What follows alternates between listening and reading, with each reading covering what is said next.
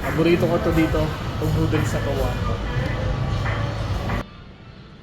So ayun, at nandito tayo ngayon sa SM City Lucena. Napakaganda nga po ng mga Chinese at Valentine's decoration dito sa Mall Atrium. Today, ang mission natin ay maghanap ng lucky foods that bring good fortune ngayong Chinese New Year.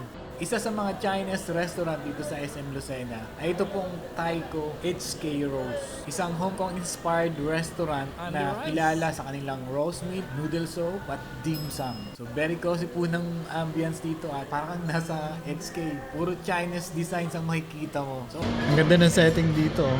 Chinese na Chinese. Para daw swertein ngayong taon na to, kakain ka ng mga lucky food. Dito kami ngayon sa Taiko. Biglaan to ha. So may mga pupuntahan kaming kainan dito sa SM City Lucena na related sa mga kaganapan ngayong Chinese New Year. So una dito sa Taiko and then sa yung kasunod ay malalaman niyo mamaya.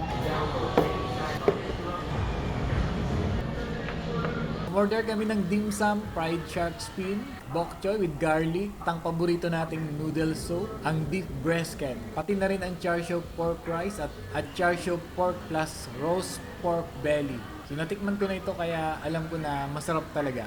Alam niyo ba na ang mga pagkain na ito ay may malalim na kahulugan pagdating sa Chinese New Year? Una, ang dumplings ay simbolo ng kayamanan, kaya't kadalasan ay pinapakain ito tuwing Chinese New Year upang mas magdulot pa ng swerte at pera sa buong taon.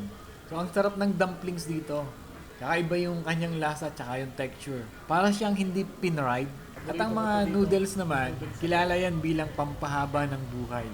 Hindi lang po yan basta pagkain, kundi simbolo rin ng kalusugan at mahabang buhay. Kaya hindi lang tuwing Chinese New Year ito inihahain, kundi pati na rin sa mga kaarawan o kahit anong okasyon.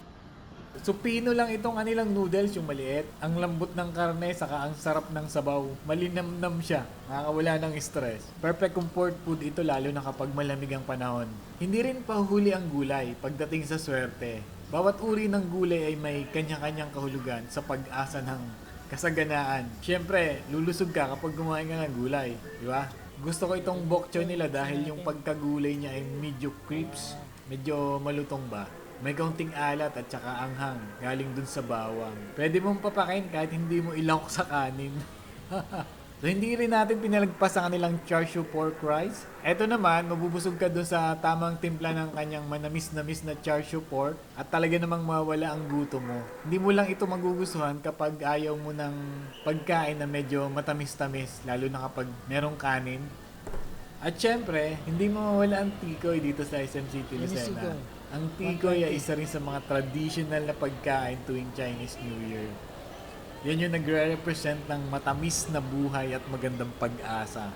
At kung kayo nga ay naghahanap din ng lucky food ngayong Chinese New Year, try nyo dito sa Taiko HK Rose. Marami kang pagpipilian dito. Happy Chinese New Year's at Happy Valentine's Day na agad. Pero teka, may kakainin pa tayo mamaya, kaya abangan nyo yan.